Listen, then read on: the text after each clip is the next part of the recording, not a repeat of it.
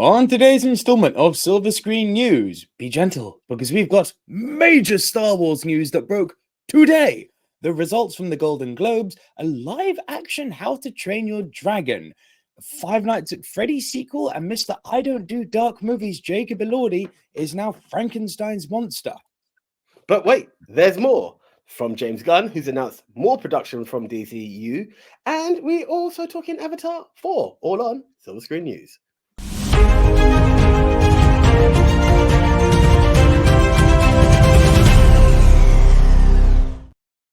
Hello everyone, welcome to Silver Screen News, the weekly movie news show from us, the Silver Screen Dudes. My name is Nico Luro.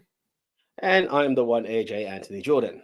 We are both enough for you, but this is all the movie news you need right here on Silver Screen News, where we tell you all the latest and greatest of what's going on in the world of Hollywood and international cinema sometimes. We bring you the latest news, rumors, scoops, gossip, scandals, all right here on our weekly movie news show. If you're new to the channel, please do be sure to subscribe and tickle the notification bell so you are notified whenever we have a new piece of content going up. Be sure to like the video if you do like movies. This is the place for you and this is the video for you.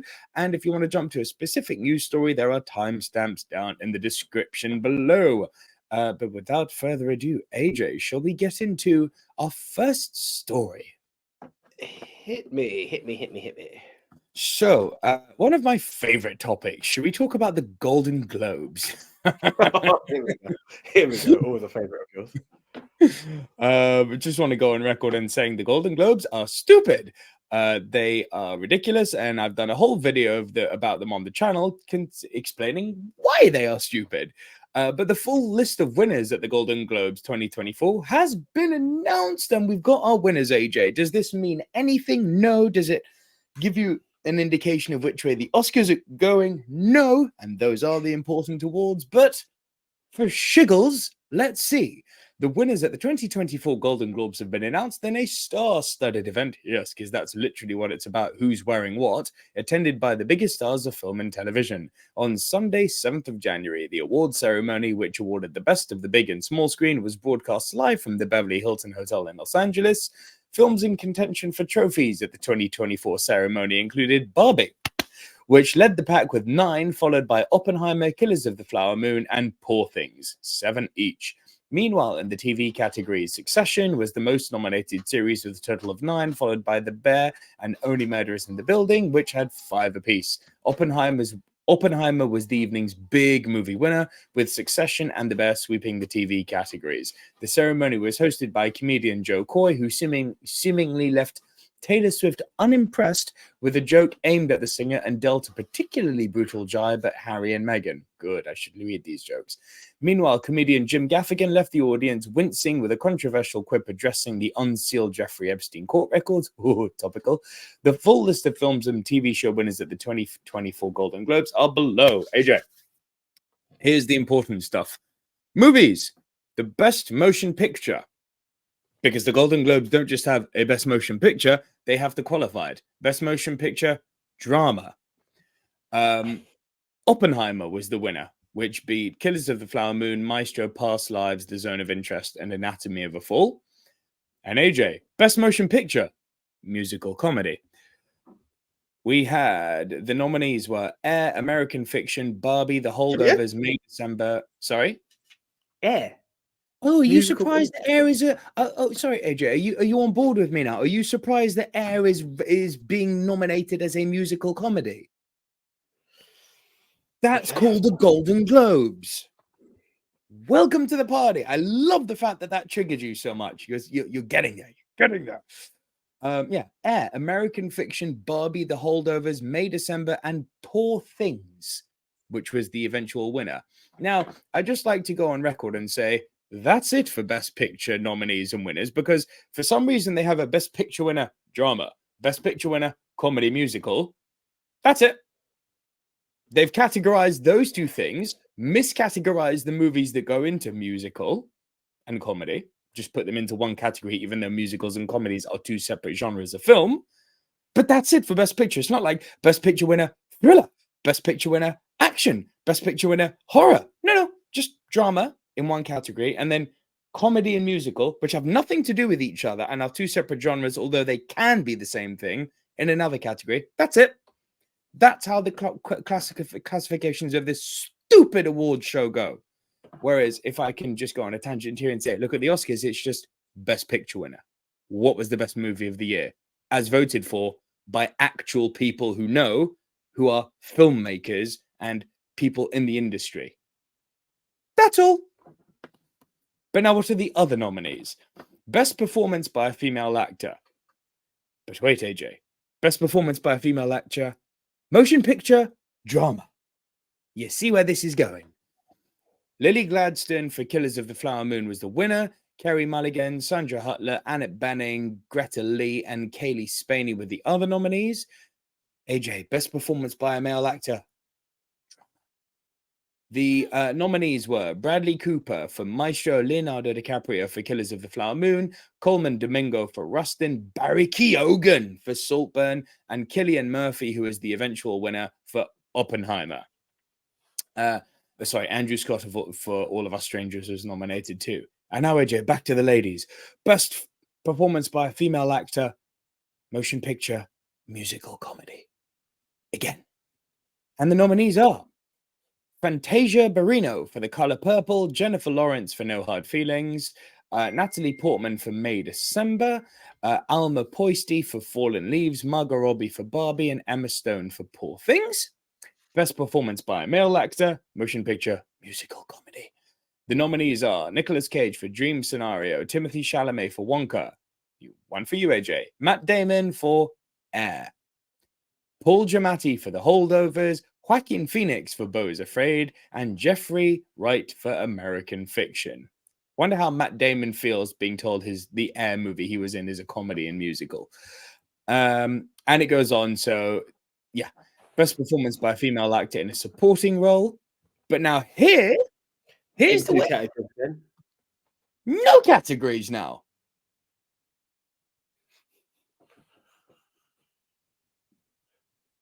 Do you see how dumb these things are? I'm not making this up. It is on screen right now, and I'm reading it off for you. It's just best performance by a female in a supporting role. And why we didn't have that for the main role and the main movies, there's reasons. I hate these awards. They are so stupid. So yes, best performance by a female actor in a supporting role. Emily Blunt for Oppenheimer, Danielle Brooks for The Color Purple, Jodie Foster for Nia, Julianne Moore for May December, Rosamund Pike for Saltburn, that made me happy, and the winner for The Holdovers was Davine Joy Randolph. AJ, best performance by a male actor in a supporting role. Do you think this one has a category? It shouldn't. It shouldn't, right? Thankfully, it doesn't. They're not that dumb. Now, yeah, I legit froze for a second. Yeah. That was not a buffer. I froze. Yeah. But if I had told you there would be, at this point, you wouldn't be that surprised, right? This is what you call now grading on a curve. We're happy that the basic obvious thing was done. So best performance by a male actor in a supporting role, motion picture. Willem Dafoe for Poor Things, Robert De Niro for Killers of the Flower Moon, Robert Downey Jr. for Oppenheimer was the winner, Ryan Gosling for Barbie, Charles Melton for May December, Mark Ruffalo for Poor Things. And now AJ, best director, motion picture, but there's no category here. So you've got best picture, drama, best picture, comedy musical, but then just best director. What? What? What? So best director, motion picture, Bradley Cooper for Maestro, Greta Gerwig for Barbie, Yorgos Lanthimos for Poor Things, Christopher Nolan for Oppenheimer, who won it, Martin Scorsese for Killers of the Flower Moon, and Celine Song for Past Lives. And then it goes on to things that people will be less interested about, like best screenplay, best picture. Yeah, some of the. I'm not going to go through all of them, but I've done the big boys essentially. So my question to you, AJ, do you finally get why I hate these things? I'm just confused when like, how can one say this? If I were to subscribe to the Golden Globes as an actor, female or male, I would then say, oh, I need to be in this film and that film to be able to be in both categories. Because I could be best lead male comedy and best lead male drama. Because you're allowed to make more than one film a year. What then follows is, while as an actor you have potentially four choices, because you could be in that, well, three, because you've got two options for lead and then one as one big pot for supporting. A director doesn't have that choice. It's pick one or the other, because your picture. It's the division at the top that makes it weird for the bottom, because your film could be in there and what have you. Then the lack of diversity and the mishmash of comedy musical. I mean, yes, I have laughed at some musicals. I've also cried at some musicals. So I don't know where we're going to go with that kind of genre of its own. And at first, I'm wondering if you need to have enough films to qualify for it to happen. But then I'm equally as confused that Air became comedy drama, a comedy musical, as opposed to the drama that I would have probably classified it in if I had to. Just box like the ticket. Banshees of Inisherin a few years ago or last year. Same thing, comedy musical. It's a very, very awkward approach to the methodology of it. Am I happy for the winners? Yes. And is it something that they can take home and put on their shelf? Yeah, like respecting someone for being recognized when being recognized. But in the same breath, I would severely reconsider my classifications if I was on the Golden Globes committee or board or whatever you want to call it. That's my main thing. So, Hollywood like, Foreign Press Association. Hollywood Foreign Press Association. Remember, this is voted on by a pool of people who can be bribed and bought, who don't actually even work in Hollywood. They just report on Hollywood from another country. Ridiculous. Carry on. I get it.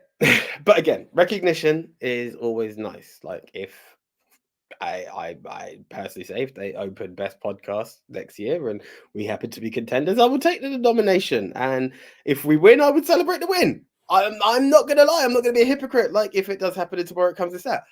But I still maintain at this very point of recording and being the date that it is, for second week of January 2024, you need to fix your classifications. It just doesn't work.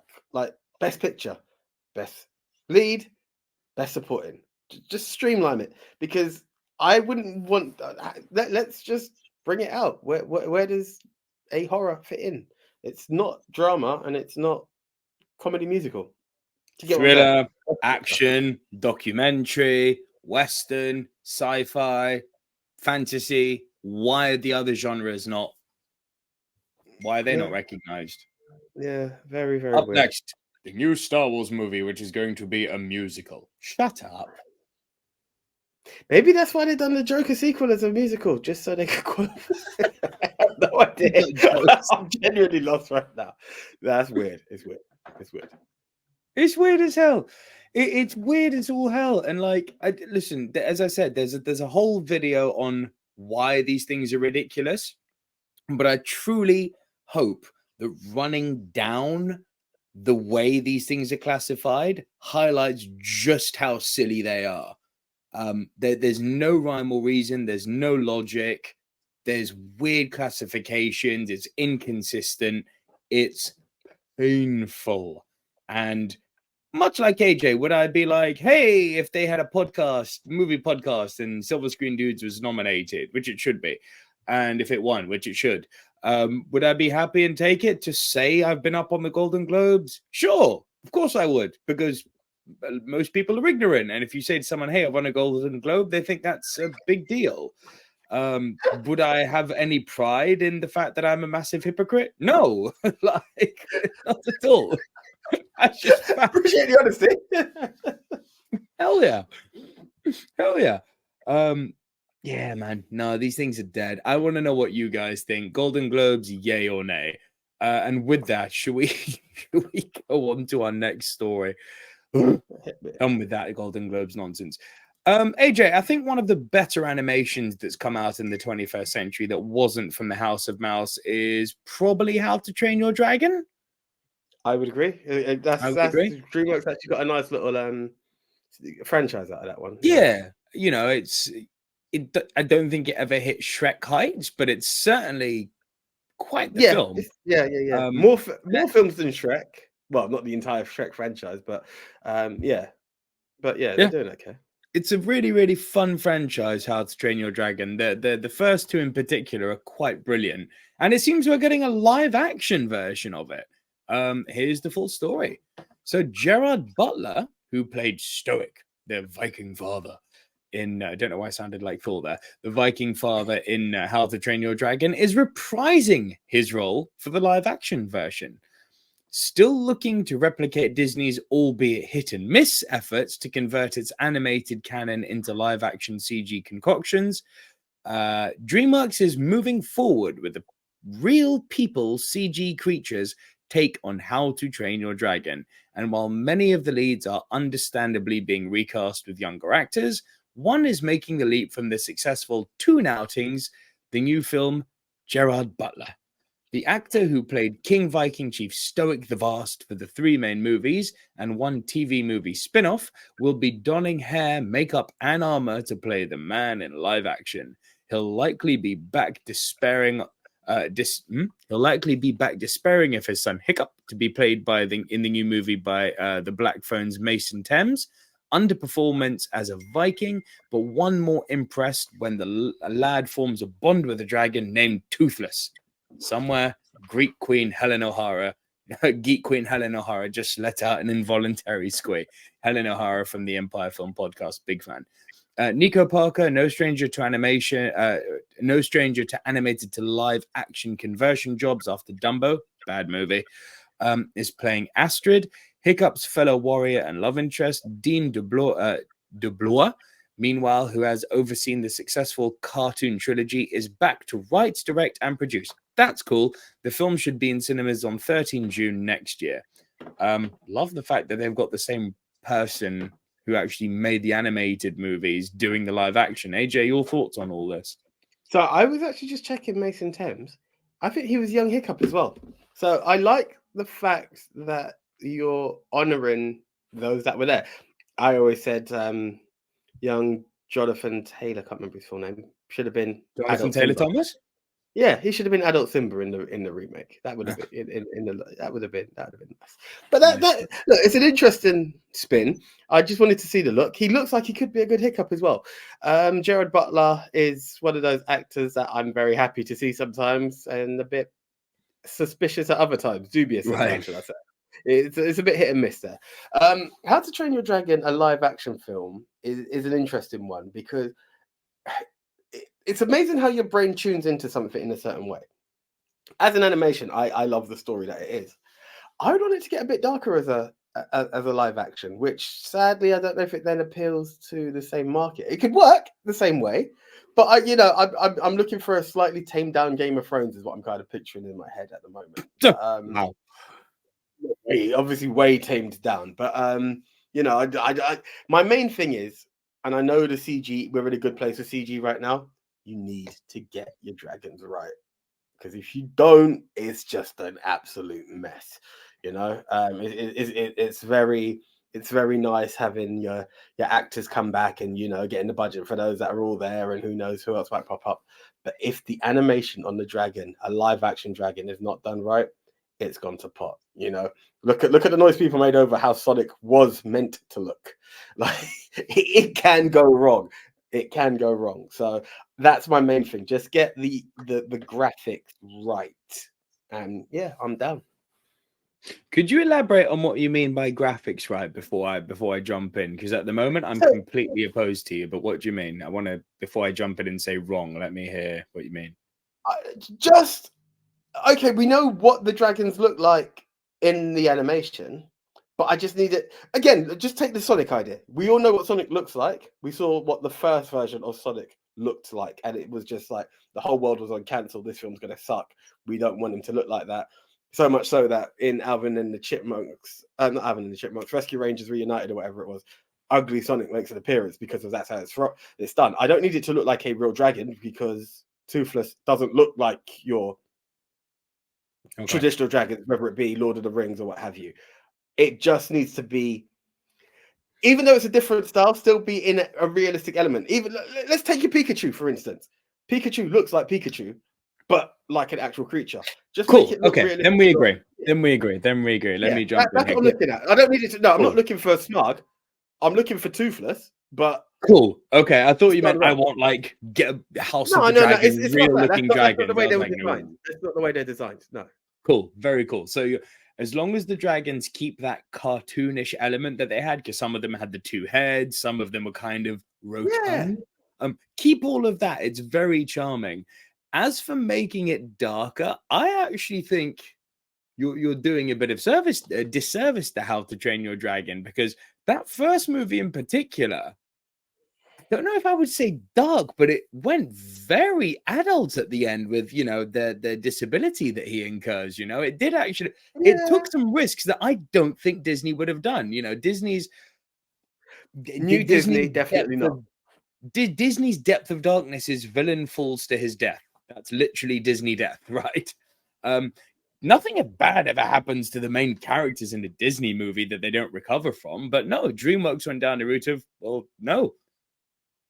Things happen to him and he doesn't recover from them. And I'm like, I'm speaking vague here in case you haven't seen How to Train Your Dragon, but they took a very, very brave decision at the end, which then played a part in the later movies. And I don't think it needs to go darker. I want it to keep the charm. I want it to keep that cartoonish element. And I want to see King Leonidas smack a dragon. It's Sparta. No, it's not. But yeah, you get my point. No dragons. But yeah, that's our thoughts on How to Train Your Dragon. Anything you want to add? No, that's it. Like, bring it on. Let us know what you guys think in the comments section below. And yeah, with that, let's get into let's talk about Frankenstein, shall we? Hopefully now let me give you the full story on this one before I give my thought piece on the actor, who, by the way, I really like. Just so we're clear on that. But Jacob Elordi, he of Saltburn fame. Jacob Elordi has replaced Andrew Garfield as Frankenstein's monster in Guillermo del Toro's adaptation. This comes to us from MovieWeb. Jacob Elordi has joined the cast of Guillermo del Toro's upcoming Frankenstein adaptation for Netflix. Warning: Elordi is replacing Andrew Garfield, who exited the project due to scheduling conflicts, as Frankenstein's monster, according to Deadline. He joins a star-studded cast that includes Oscar Isaac, who will portray scientist Victor Frankenstein, Mia Goth, Christoph Waltz, Felix Camara, Lars Mikkelsen, David Bradley, and Christian Convery, according to the film's official logline. Quote, Guillermo del Toro adapts Mary Shelley's classic tale of Victor Frankenstein, a brilliant but egotistical scientist who brings a creature to life in a monstrous experiment that ultimately leads to the undoing of both the creator and his tragic creation. Elordi is one of Hollywood's most popular young actors. Fact, he rose to popularity in Netflix's The Kissing Booth trilogy, films the actor has gone on record saying he didn't want to make, and later starred in Euphoria as Nate Jacobs. He is expected to return for the Max series' anticipated third season. Elordi has received recent praise for portraying Elvis in Sofia Coppola's Priscilla and his role in Emerald Fennell's Saltburn. AJ, your thoughts on Jacob Elordi joining Guillermo del Toro's Frankenstein movie, and your thoughts on a Guillermo del Toro Frankenstein movie with what looks like quite a star-studded cast? I think we touched on this before, did we not? There was a maybe there's something Frankenstein not too long ago. Anyway, so much news, we forget ourselves. Here's the thing. Is the warning there? Yes. But Netflix, being a Netflix movie, but Netflix could do good movies. And Andrew Garfield, particularly, done a very good Netflix movie in Tick, Tick, Boom. So that's that. The fact that he's moved on, maybe it's because there is along came a spider, as somebody previously mentioned. I don't know, speculating, hoping, fingers crossed. But that's that. Look, I can hold out and that out there. You're so into that idea now, aren't you? You're like, give me that.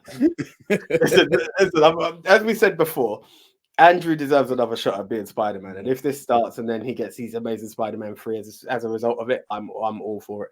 It always hurt to see him get cut, but then Tom Holland came along and I was like, oh, I do like this kid. But I've always loved Andrew. I've liked what he's done in Spidey. So, very too. Jacob Elordi replacing. I've not seen much from him. Sadly, I should say sadly, but I have seen 1 or 2 of the kissing booths. Maybe all 3. I can't remember, but it's been on in the house and I've watched it. Here's my problem. I don't know how I feel about this guy. I feel like we're in cancellation culture about to come up. I feel like we're in Zegler territory with this guy. This is why you're my best friend. You took the words out of my mouth. Carry on. Yeah, like you've done not 1, not 2, but 3 films, my bro, and it's like I didn't want to do them. We all have ways out. We all have ways out. So to say I didn't want to do 3 films feels very, very disrespectful on something that put you on a platform. Because I know people have actually been excited to see those films. Then we talk about the other situation where Superman was too dark, but now you're playing Frankenstein. Like, bro, personally, he may have, and then you said he's in Saltburn, which isn't exactly the world's brightest movie from what I've been told. Yet to watch. So with all of this being played, like I know James Gunn has done what he's done with all 3 Guardians, so I can see the element of comedy and I've seen the element of dark. I don't think he's stupid. I think he knows what he's attracting in a crowd with Superman.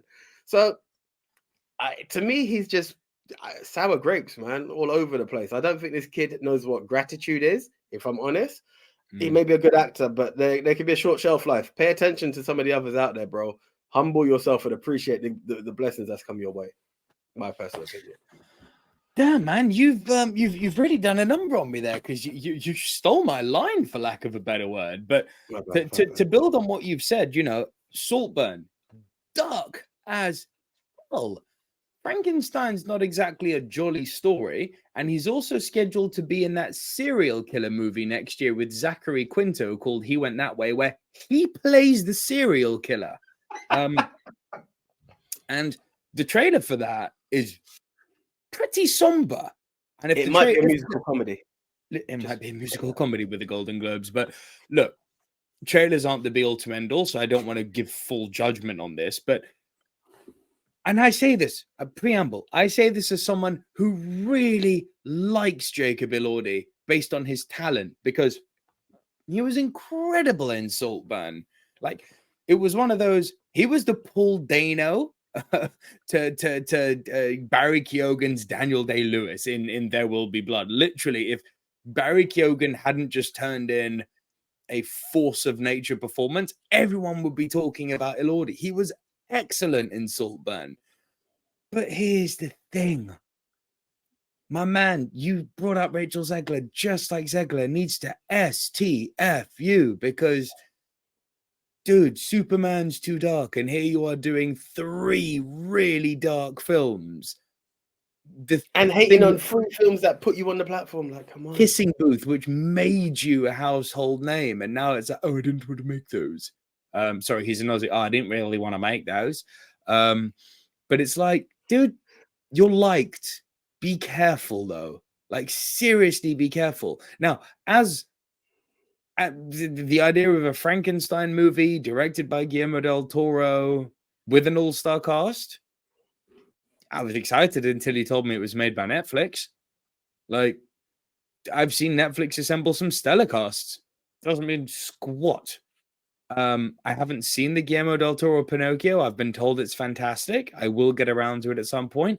But for most part, and I don't think I'm alone on this show in saying this, I'm not the biggest fan of del Toro's work.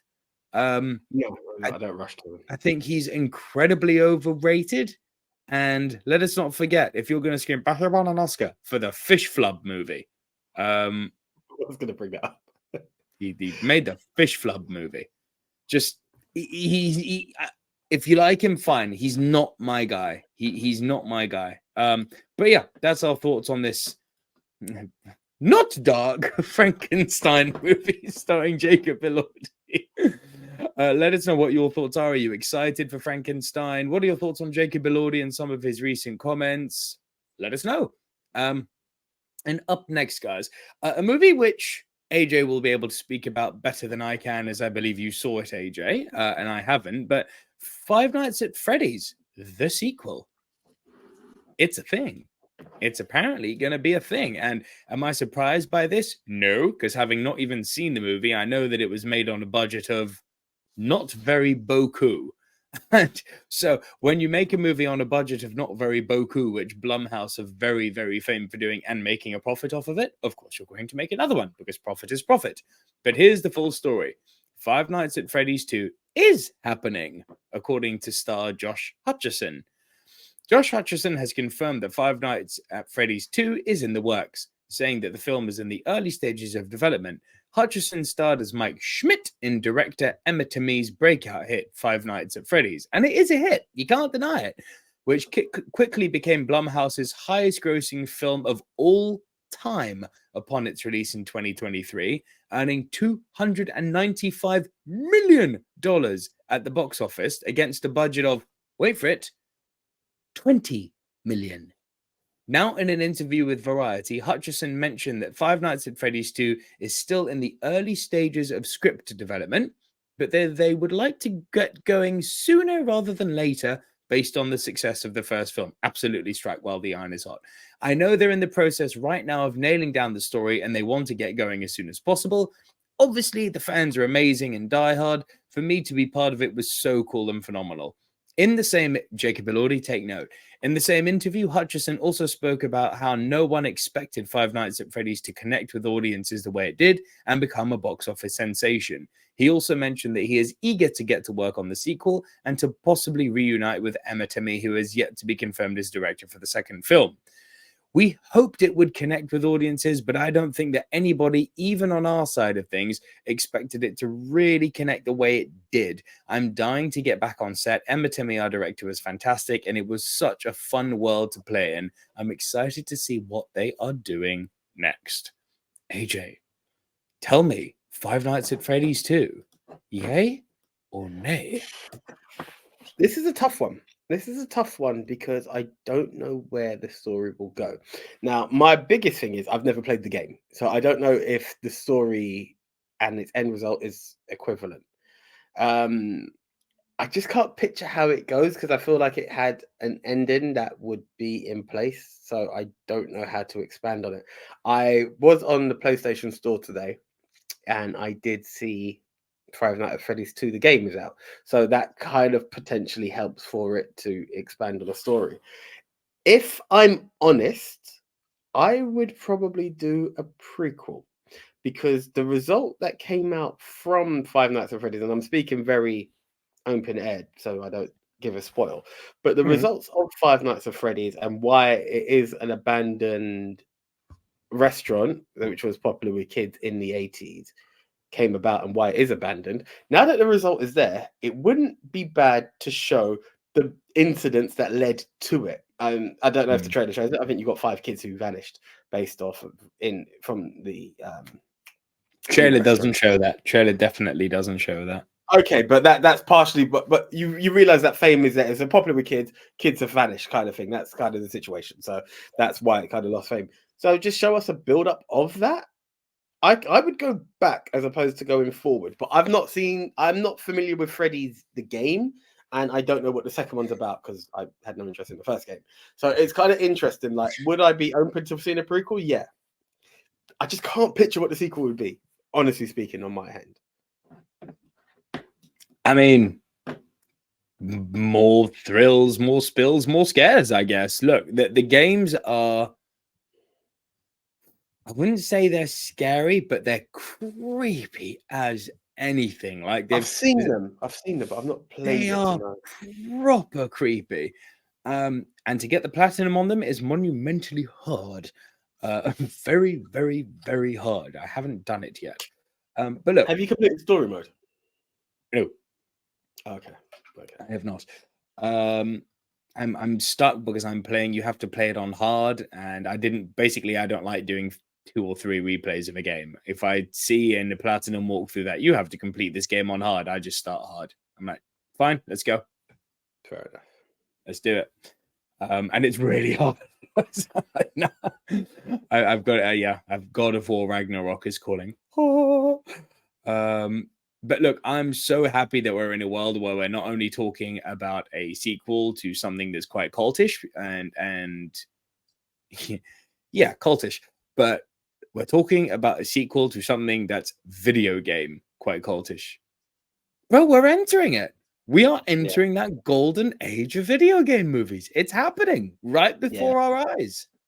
It's that transition. Crazy. It's that transition. I'm not hating on the previous era of what Scorsese had a problem with, but I think we're slowly. They'll still be about, just not as much. But the video games are now gonna start elevating. They have to. There's so many great stories they can do, and they, if they're doing niche stuff. And by the way, to our American fans, it's niche, not niche. It's don't see the T. Huh? Anyway, don't see the T. Don't see the T. Just like nuclear. There's no second U there. Good on you. Reading.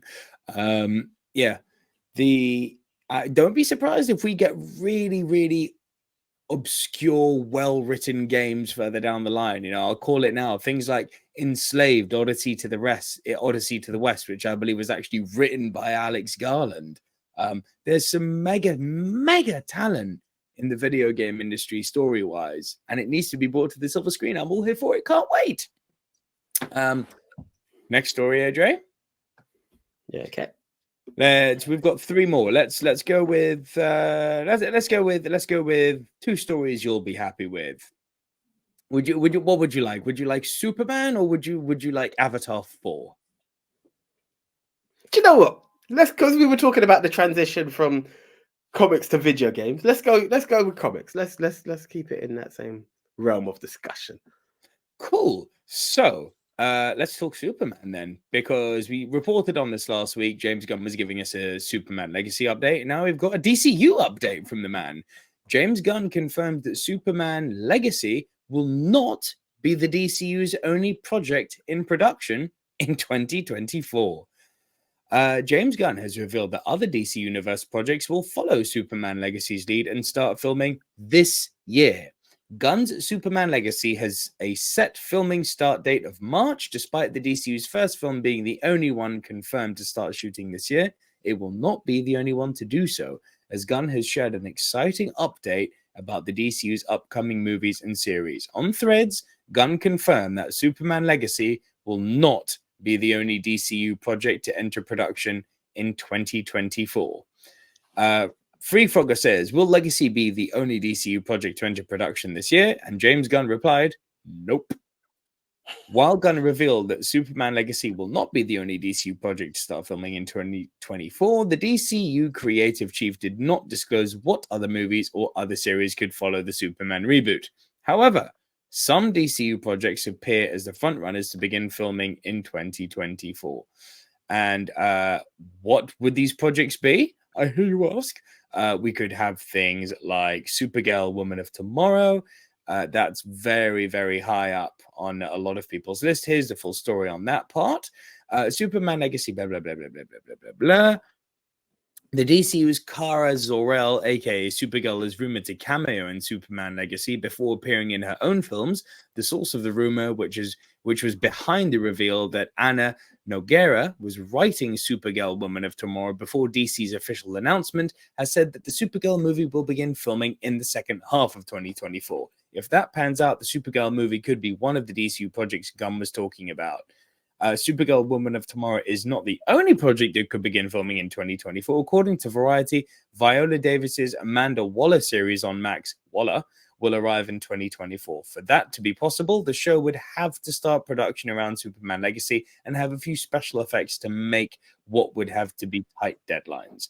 AJ, I mean, look, it's pretty much that is that storyline, but your thoughts on Supergirl and going into production, and what else would you like to see go into production?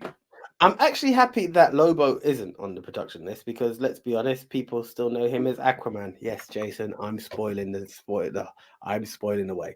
But here's the thing. Walla confuses me because it Just feels like saying. this is where you're going to get confusion between your DCs. You know, Yeah. that's Yeah. the Yeah. problem there. For sure. Maybe the same can be said for Supergirl because if it's the same Supergirl from the Flash, then we have an issue. I don't know. I don't know. She wasn't bad. I'm just saying that She could was cause an issue. great. I loved her. I thought she was Yeah. fantastic. I don't know. I don't know if I would want it to be Supergirl just purely on the basis of I don't want it to be too Kryptonian heavy, and I also Yeah. feel like people would kind of lose interest because they're waiting for the rest. Supergirl, it's good to have a cameo, then bring something else out, and then have people wanting more because they're like, I liked Supergirl. I would actually make her from the second Superman movie, and then be like, yeah, there's a third. So slightly more prominent. Then I don't know. I don't know how I'd enter a Supergirl, to be honest. It's a bit awkward. There's too many heavy hitters in the world of DC for Supergirl to come next, and I know we have a multiverse of Batman coming out, which I don't know how I would handle that one. But yeah, I don't think I don't know what I would want next. Maybe a Lantern movie would be cool. I think the world's always been crying for one of those. A remake of a Lantern. A Lantern under James Gunn would be very, very good. Very good. Yeah, I think that would be my call if I was to really go down there. I think Flash needs to cool down for a bit. Batman's doing what You Batman's doing. think? I don't know. I mean, if I had to go on a female thing, I'd obviously go Wonder Woman over Supergirl or Superwoman, and I wouldn't go anyone in the Gotham family. I wouldn't want to bring a Batgirl in. I wouldn't want to bring a Catwoman in. So I would definitely go Wonder Woman before anyone else. That's my personal take. Ultimate film would be Green Lantern. Second choice would be a Wonder Woman. Listen, I'm on record saying that Superman Legacy from this moment on is the most important comic book movie ever because it just needs to be a win to get the studio firing on all cylinders and and win people over and get their trust back and get them interested in the universe again. If this fails, everything else is dead on arrival. So I'm very much backing it and hoping it does well. The rising tide raises all ships, as we already know, and Marvel needs a boost too, right? So I'll say this. Despite being excited for Superman Legacy, I just want the Batman too. I want to see Barry Keoghan as the Joker. I want to see Robert Pattinson in the suit again. I want to go back to that Matt Reeves Gotham. I love that the Batman film, and I want to see part 2. It's so exciting for me. And I know that's not part of the DCEU. It's like kind of side story.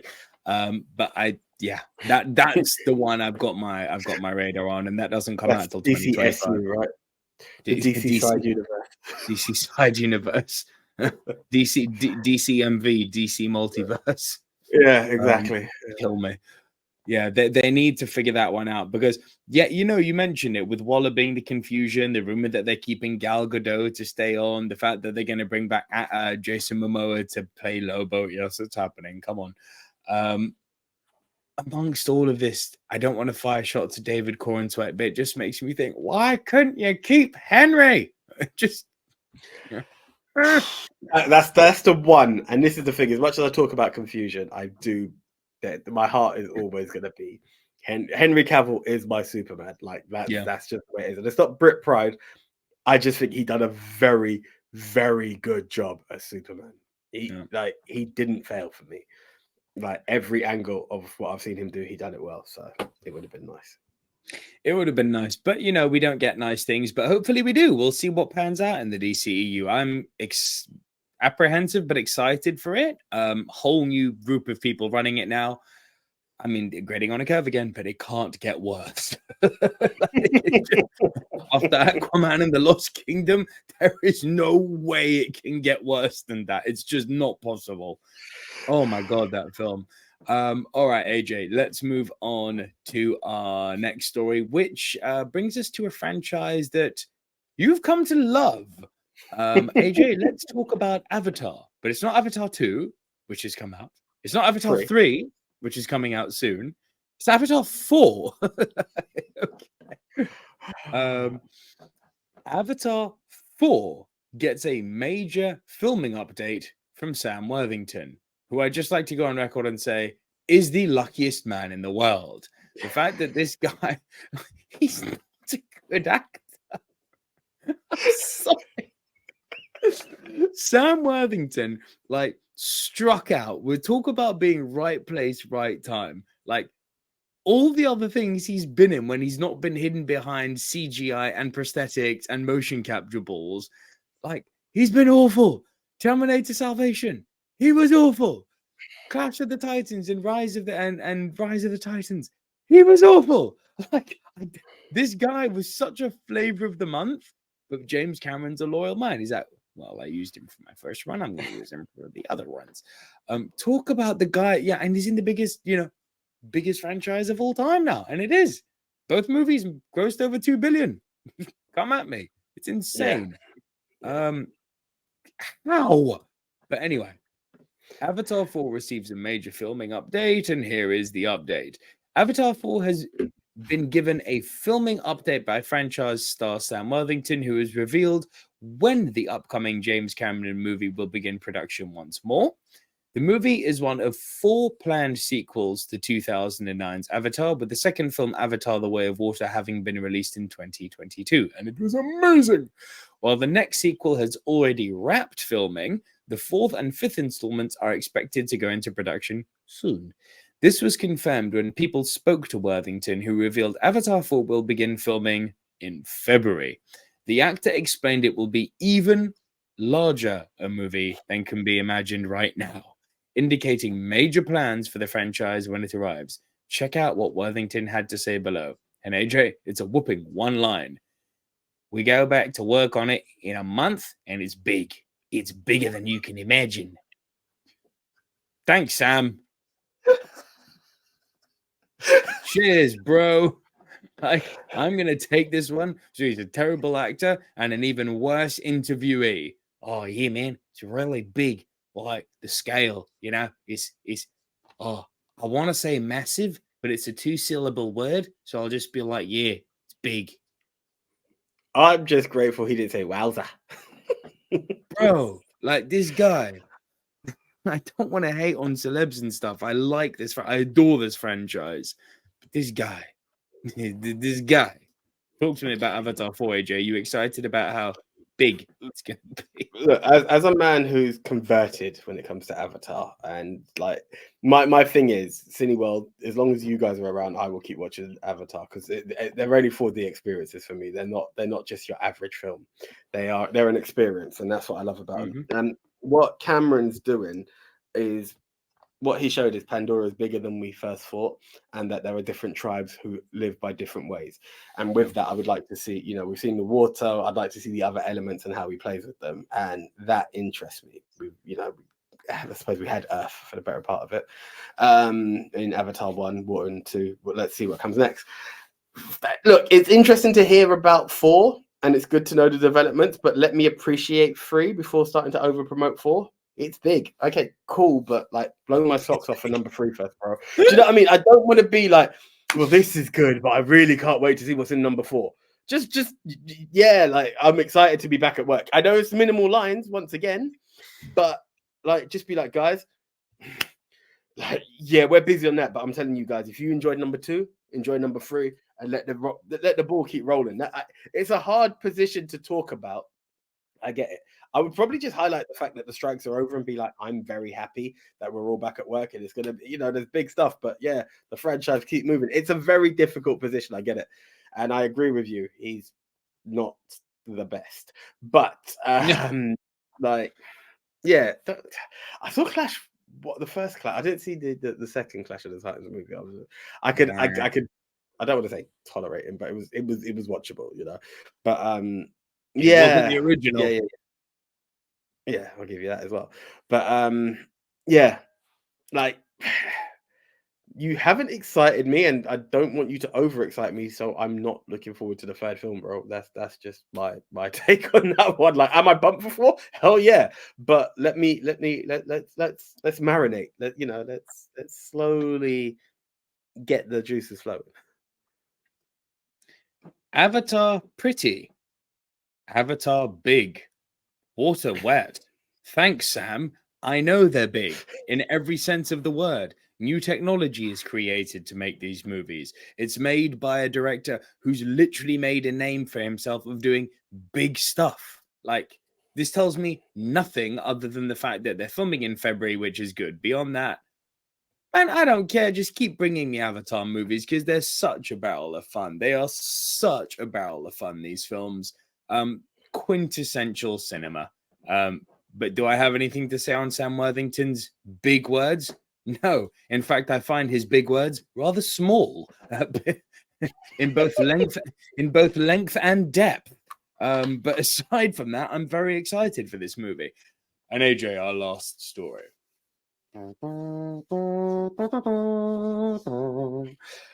Oh, toxic fan time.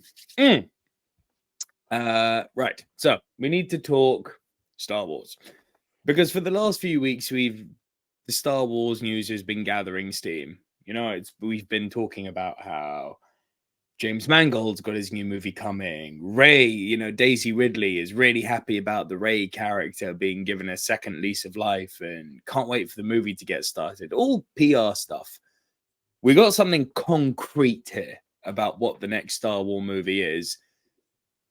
I personally am very excited by it, but I'm sure there's going to be one little willy zit in some corner of the internet going, nyeh, nyeh, nyeh. But here's the full story about the official next Star Wars movie.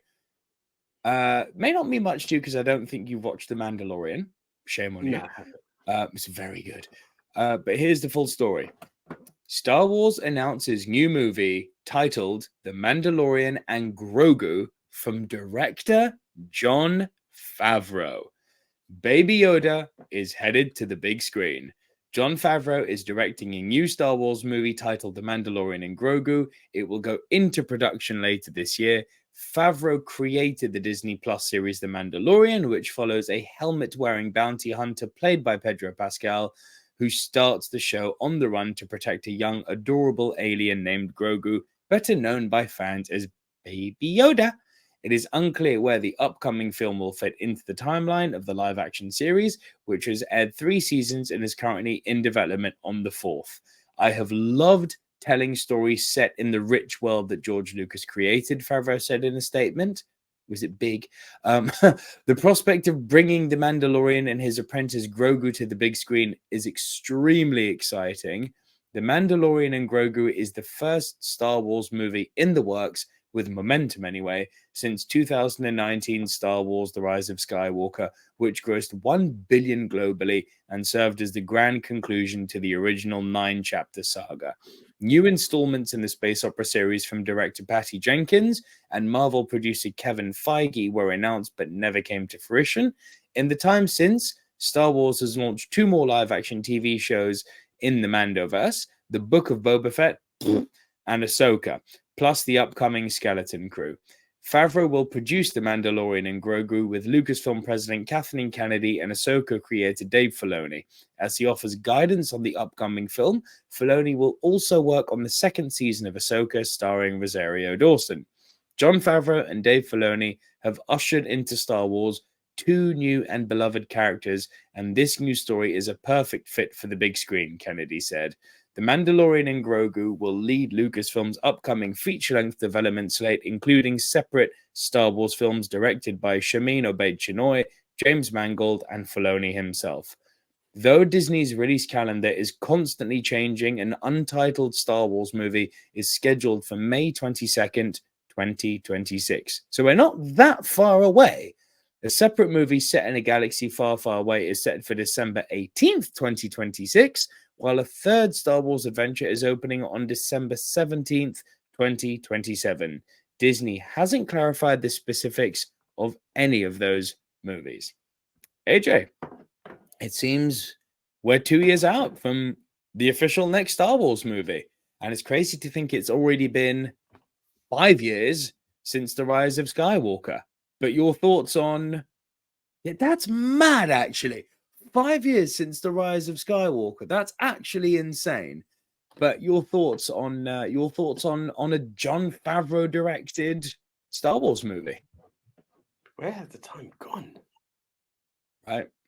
Where has that's a bit uncomfortable.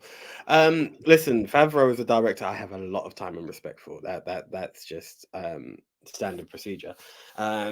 Also, when it comes to the Mandalorian, though I've not seen it, I'm aware he is the creator of it, and I know there's a lot of love for it. What comes out within the Mandalorian universe is a different story. He doesn't. I don't want to say he doesn't miss. That would be a bit bold of a statement. Elf. But he hits more time than he misses. Put it that way. So I'm on board. I'm not gonna I can't wave the flag and jump up and down out of my seat like my esteemed colleague would, because I'm not that deep into the Star Wars verse itself. I've not even followed the Mandalorian, so it's going to be really hard to get overly excited in a story you can't follow. I've just about seen Boba Fett in the original trilogy, so for that, there's not much for me to get gassed over. But I'm positive because of what we've got in place. It feels like if the creator of this said universe is at the helm of the first feature film, it feels like it's in the right groove. And I also really do believe one thing Favreau does, even though people may not appreciate either The Lion King or The Jungle Book, he very much tries to trade as true to source as possible. He likes to delve into a world. He likes to make it what it is. You could do that with all the stuff that he's done. So I'm happy with the director. That's the best angle I can take. And I'm not going to say much more really, because it just wouldn't be right. But thumbs up. Yeah, I'll second that. Look, I know that there are quite a large group of people who are not happy. Some people even went as far as say, I hate it. Mandalorian season 3. It was definitely a step down in quality from season 1 and 2. Bad day at the office. Too much interference in the writing room. Moving on to other things. I don't care what the reasons were. What Favreau has proven, as AJ has just highlighted, is that he's, for us nerds and geeks, he's very good at knowing how to play and how to play nicely in our sandboxes. But Favreau is first and foremost a brilliant filmmaker and a brilliant auteur, a brilliant visionary.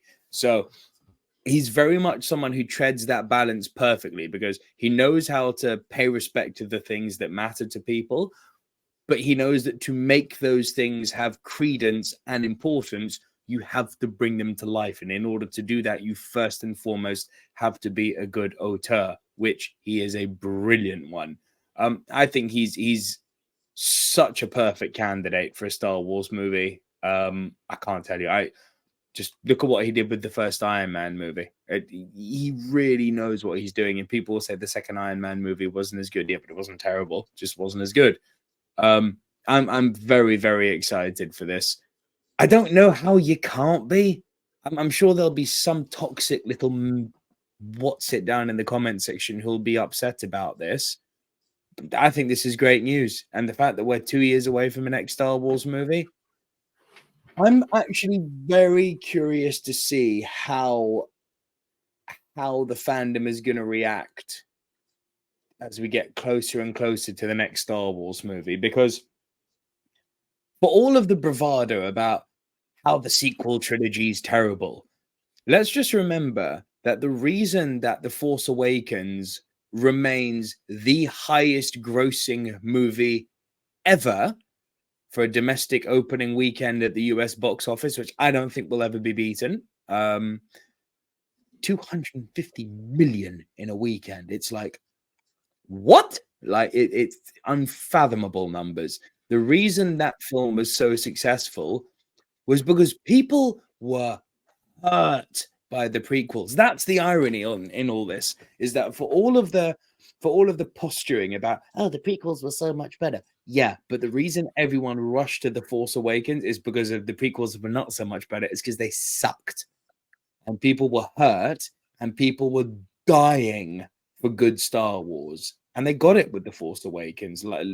Say what you will about how it panned out, they got what they wanted, which was a void in their heart filled by something good.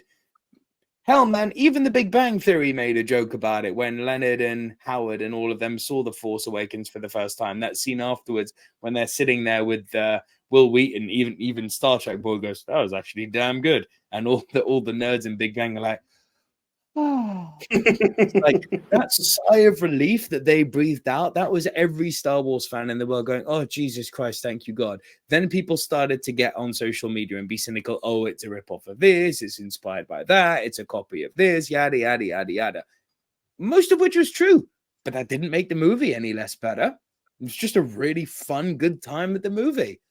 And I do wonder if there's been enough time since The Rise of Skywalker came out and The Last Jedi and split Star Wars fandom so badly. Has enough time elapsed that people can get excited, allow themselves to get excited for Star Wars, an actual Star Wars movie, not just Star Wars content, but a Star Wars movie again? That I don't know. I think people are still gunning for Kathleen Kennedy. And I think until she's gone, which she is gone, Bob Iger said, that's it, that's the end of your tenure, but she still seems to be overseeing a few movies. I think until she's gone, the people who are the Star Wars fans who don't like Star Wars at the moment attribute everything that's wrong with Star Wars to her, but the recent wins are not attributed to her, as you've heard me and Den discuss before. It's very interesting. My big thing is, will people be excited for these movies? And my honest opinion is, I don't know. I don't know. What do you think? I think Star Wars is Star Wars. It's kind of like your MCU. People are still going to make their way there. I know the Marvels isn't the best box office hit to prove that, but it took yeah, exactly. But it took X amount of years before you get that kind of hit, and I think it's the same here. Like Star Wars fans will trash it, and yeah, they'll be there. But let's be honest. For every Star Wars fan that hates on Solo, you went to see Solo. Do you get what I'm trying to say? No, they didn't. That's the thing. Solo bombed. It bombed, but they've seen it one way or another. And I feel like now here's another part. And do you know what? Maybe the fact that it is the Mandalorian means people are gonna like head out. They're gonna head out because it's something they've come to know and love. And if you follow the history books in the way that I have, you're like, oh, it's the guy who created it. He's gonna do it. Okay, we're in safe hands. It just takes a couple of box tickings to make it work. It does. Winning cures everything. Winning cures everything. It's weird because it's not main arc of it, which I'm kind of happy. Again, don't make another Skywalker, please. I know Rey's technically one, but do you get what I'm trying to say? It's side quest, which makes it a bit difficult. But Rogue One was a winner, so let's see what happens. Rogue One was a winner box office and critically, and Solo was not a box office success, but I maintain with you was a good film. We'll see, man. I don't know. I think the Star Wars fans are more preoccupied with being angry at the moment by not getting the film that they want than accepting the film that they actually get and trying to find some enjoyment from it. It must be really bad to be one of those Star Wars fans right now. And, you know, if you need help, pick up the phone. And on that oh so cheerful yet dour note, that is the end of another episode of Silver Screen News. We will see you back here next week with more movie news. There probably won't be any Throwback Thursdays until February. I've looked at what's coming in the coming weeks, and it's graveyard cemetery boring. But yeah, we'll be back with more movie news next week. Subscribe to the channel if you haven't done so already. Hopefully by next week we will have hit that magic 12,000 number. Let's see and keep it going. But for me, Nico Liro. And me, the one AJ Anthony Jordan. We will see you next week. Bye for now, guys. See ya. See ya.